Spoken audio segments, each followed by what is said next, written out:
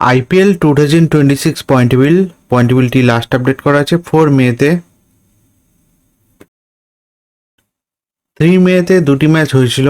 প্রথম match Sunrise Hyderabad versus Kolkata Knight রাইডার্সের মধ্যে, সেই ম্যাচে কলকাতা নাইট রাইডার্স উইন হয়েছে। এবং দ্বিতীয় match Punjab Kings versus Gujarat টাইটেন্সের মধ্যে হয়েছিল, সেই ম্যাচে গুজরাট টাইটেন্স উইন হয়েছে। তাই আজকের পয়েন্টেবিলিটি ঠিক এরকম: নাম্বার 1 পজিশনে আছে পাঞ্জাব কিংস 9 ম্যাচ খেলে 13 পয়েন্টে। নাম্বার 2 আছে রয়্যাল চ্যালেঞ্জার ব্যাঙ্গালোর 9 ম্যাচ খেলে 12 পয়েন্টে। নাম্বার 3 আছে সানরাইজ হায়দ্রাবাদ 10 ম্যাচ খেলে 12 পয়েন্টে। নাম্বার 4 আছে রাজস্থান রয়্যাল 10 ম্যাচ খেলে 12 পয়েন্টে। নাম্বার 5 আছে গুজরাট টাইটেন্স 10 ম্যাচ খেলে 12 পয়েন্টে। নাম্বার 6 আছে চেন্নাই সুপার কিং 9 ম্যাচ খেলে 8 পয়েন্টে।